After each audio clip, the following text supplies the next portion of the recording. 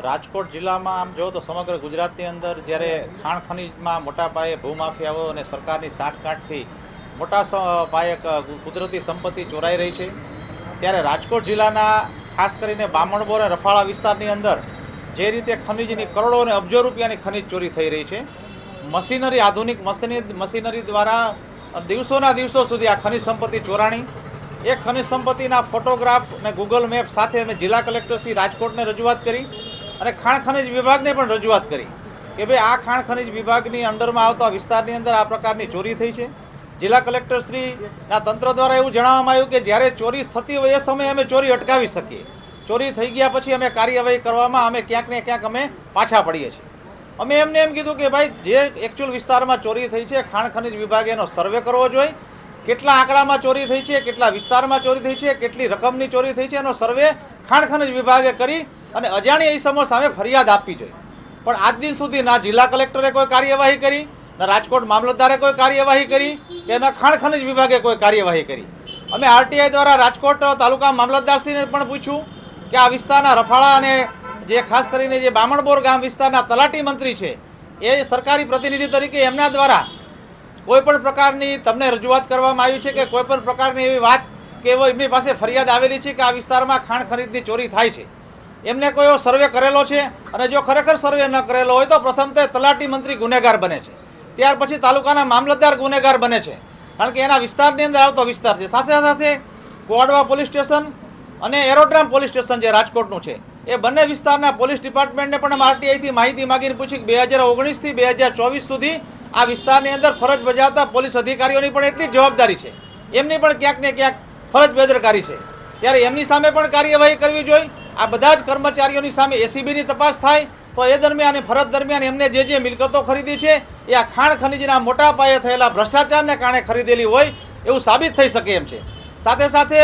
જિલ્લા કલેક્ટરશ્રી અને વહીવટીતંત્રને ખાસ કરીને ખાણ ખનીજ વિભાગની ઉદાસીનતાના કારણે આજે ભૂમાફિયાઓ છે એ ખુલ્લેઆમ ફરી રહ્યા છે, સરકારી સંપત્તિનું ખુલ્લેઆમ લીલામી થઈ રહી છે, પ્રજાના પૈસા પ્રજાની તિજોરીમાં એક રૂપિયો નથી આવતો અને આ બધા પૈસાઓ છે એ ભૂમાફિયાઓને ભારતીય જનતા પાર્ટી સાથે સંકળાયેલા ભૂમાફિયાઓ અને સરકારમાં બેઠેલા સત્તાધીશોના જોરે આ કામ થઈ રહ્યું છે. ત્યારે કોંગ્રેસ પક્ષની એ માગણી છે કે આ ભૂમાફિયાઓ સામે કડક કાર્યવાહી થવી જોઈએ. જિલ્લા કલેક્ટર, વહીવટીતંત્ર અને ખાણ ખનીજ વિભાગે સંયુક્ત રીતે આ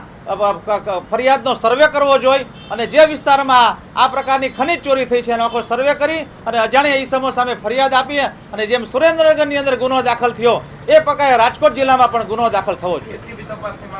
એસીબી તપાસની પણ અમે માંગ કરી છે કે આ દરમિયાન 2019થી 2024 દરમિયાન રાજકોટ જિલ્લામાં પોલીસ સ્ટેશન જે કુવાડવા પોલીસ સ્ટેશન અને ખાસ કરીને એરોડ્રામ પોલીસ સ્ટેશન અસ્તિત્વમાં આવ્યું ત્યારબાદ આ બંને પોલીસ સ્ટેશનમાં ફરજ બજાવતા પોલીસ અધિકારીઓ સામે પણ કાર્યવાહી થવી જોઈએ, કારણ કે એમની મિલકતોની પણ તપાસ થવી જોઈએ, એમની ફરજ બેદરકારી બાબતે પણ તપાસ થવી જોઈએ અને ખાણ ખનીજ વિભાગના અધિકારીઓ સામે તપાસ થવી જોઈએ.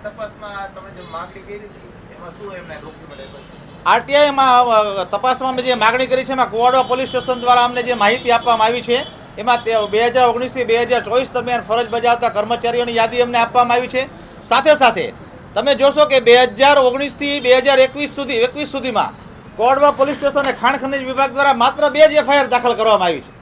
તો આટલો મોટો ખનીજ વિસ્તારમાં જ્યારે ચોરી થતી હોય, અબજો રૂપિયાની ખનીજ સંપત્તિ વપરાતી હોય અને ખાસ કરીને રાજકોટ અમદાવાદ જે હાઈવે નવીનીકરણની કાર્યવાહી ચાલી રહી છે, કાર્યવાહીમાં પણ ક્યાંક ને ક્યાંક એના કોન્ટ્રાક્ટરો, મળતિયાઓ દ્વારા આ ખનીજ સંપત્તિનો દુરુપયોગ થઈ રહ્યો છે, આ ચોરાવ ખનીજ સંપત્તિ વપરાઈ રહી છે એવી અનેક ફરિયાદો ઉઠી છે. સાથે સાથે સામાન્ય નાગરિકો દ્વારા પણ રાજકોટ પોલીસમાં અરજી કરવામાં આવી છે. એ અરજી ખાનગી અરજીના આધારે પણ પોલીસ તપાસ કરવી જોઈએ, એ પણ કોઈ પણ પ્રકારની તપાસ ખાણ ખનીજ અને પોલીસ વિભાગે કરી નથી.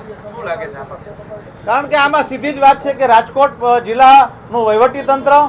પોલીસ ડિપાર્ટમેન્ટ, ખાણ ખનીજ વિભાગ અને ભારતીય જનતા પાર્ટી સાથે સંકળાયેલા ભૂમાફિયાઓની સાંઠગાંઠના કારણે આજે કરોડો અને અબજો રૂપિયાની ખનીજ સંપત્તિ ચોરાઈ રહી છે, એની સામે કોઈ જ કાર્યવાહી થતી નથી. ચોરાયેલું ખનીજ સંપત્તિ છે હું આપને કહું કે રાજકોટ અમદાવાદ નેશનલ હાઈવે નવીનીકરણ કામમાં વધુમાં વધુ ખનીજ સંપત્તિ વપરાણી છે. સાથે સાથે જે ડમ્પરો મારફત અને આધુનિક